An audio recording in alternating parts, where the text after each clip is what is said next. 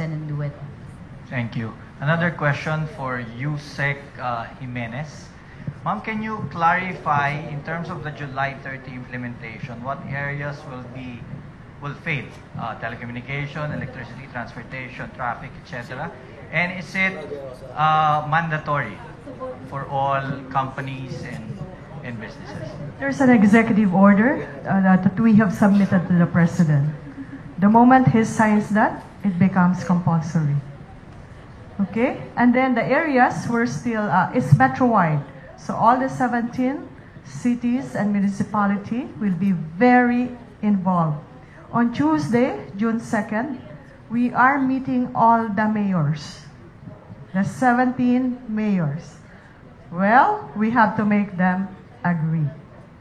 Okay, so the preparation, the details, please watch out for this. And we have prepared, which we will launch next week, our exclusive website. It's called www.bepreparedmetromanila.com.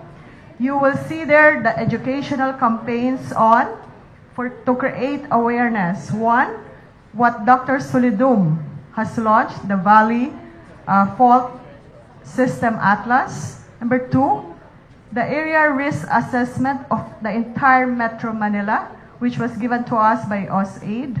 Number three, the Metro Oplan Yakal, wherein Metro Manila is divided into North, East, West, South.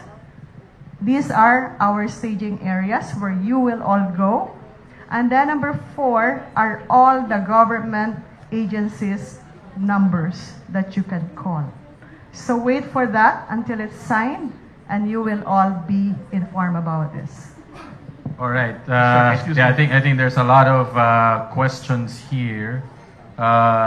It's really heating up. Okay, doctor, and then just we'll to probably have one clarify, more there. just to clarify, since the topic is Metro Manila, we only talked about the effects of that earthquake in Manila. I did not talk about the casualties in Bulacan, Rizal, Cavite, Laguna, which is part of the Valley Fault system and will be affected when the Valley Fault would move. So the problem will be maybe doubled if that would be the case, if you talk about it.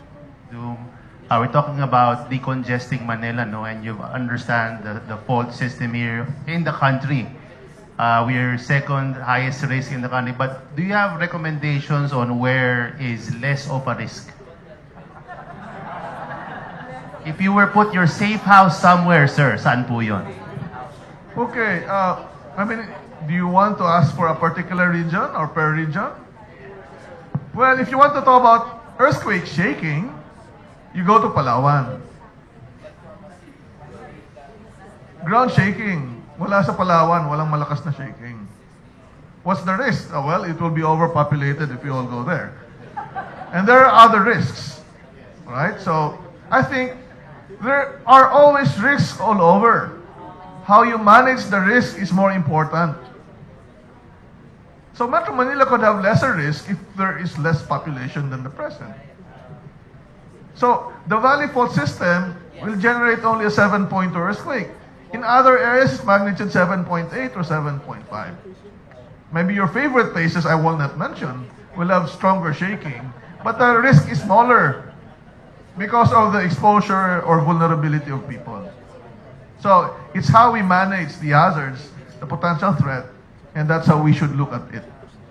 All right. Just to reiterate from Chairman Francis Tolentino, plan. So you have to plan, prepare, practice. The Undersecretary would like to add, pray a lot. Okay, that's my message to the association, and I'd like to invite you for the training, the entire members of SICA. Thank you, Undersecretary. Thank you. General? Disasters will be there all the time, but it's up to us to manage these disasters. For the disasters will not be only earthquake. There will be typhoon, flooding, tsunami, earthquake, fire. So just in case, we'd like to know what to do in cases of these disasters. you can click the NDRRMC website and look for Project DINA, that is Disaster Information for Nationwide Awareness. I think you can input that also in your business continuity management plans. Thank you. Thank you, General. Ms. Pang?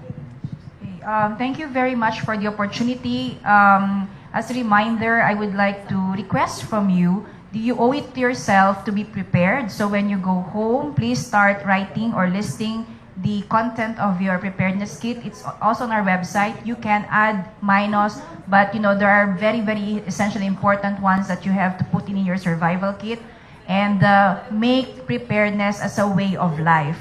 So maybe next time when we meet, we will try and see if you already have your whistles or flashlights in your pockets. Thank you. Thank you. Sir Orr? I guess my final comment is really more focused again on the communication side. What I will say to you is that in terms of redundancy, resilience, and the ability to withstand a significant disaster in Metro Manila, it's not a technology issue. The technology exists to do it. It is a planning issue. It is a collaboration issue between private enterprise, government agencies, and of course the service providers. It's also a people issue, but the people issue I think is the least to worry about, because we do know, certainly in this room and in this country, there are very, very good people who can execute on that plan, but it's got to happen to be in position should a big one occur in Metro Manila. Thanks. On our side, it's always good to be proactive. So we're already armed with all this information. So let's audit our environments, let's audit our community, our buildings, see how resilient they really are. Doctor? We know the problem. The information is within reach. We know what to do. We should just do it. A practical example to be prepared is, if food is served in front of you, you eat it. Because you don't know when the earthquake would happen. So I hope you've eaten your dinner and you're full by now. Thank you. Again, thank you very much to Dr. Renato Solidum, Yusek Corazon Jimenez, General Romeo Fajardo, Ms. Gwendolyn Pang, Ms. Karima Patricia Palafox, and Mr. Neer Orr. Just wanted to give a thank you message on behalf of the association. My name is Benedict Hernandez. I'm the president of our association at CCAP. And I know you guys are extremely busy. This is one of the most difficult topics even in our businesses to actually handle.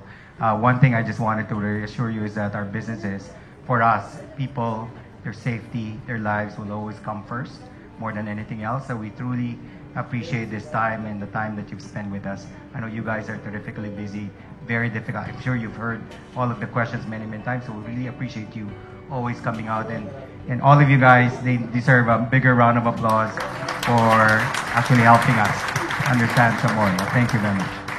Please accept our simple token of appreciation, and to use the words of Director Solidum, the effect of that token has an equivalent of magnitude 8.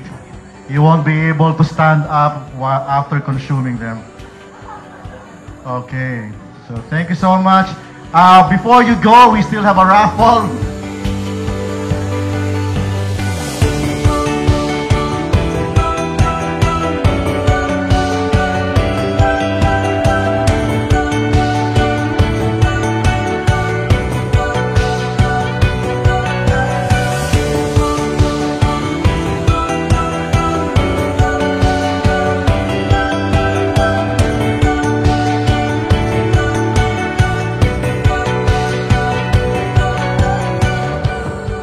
Information, we know it already. And there are times wherein us human, every time someone highlights something, and it's a time we only act on it, right? So I guess, and the mission of the association, your association, is actually to prepare and be ready. In fact, we have a BCP Council. I don't know if everyone's aware. This is a time for us to promote our BCP Council. We work with the NDRRMC, with MMDA, with Red Cross, with different government agencies to really prepare as an industry what we need to do. And I'm calling those companies who are not yet participated in any of that meetings, it's a regular meeting that we do on a monthly basis. In fact, there's a kit that we'll be printing that we're gonna hand over to all our employees. It's similar to what the Red Cross is saying in terms of what first aid kit or what to do in terms of emergency. So we want everyone to get involved. This is the time. And it's actually, I just remember a quote, as an industry or as a nation, if we fail to prepare, we prefer to fail. I guess that's the message that everyone's talking about earlier. So let's be ready.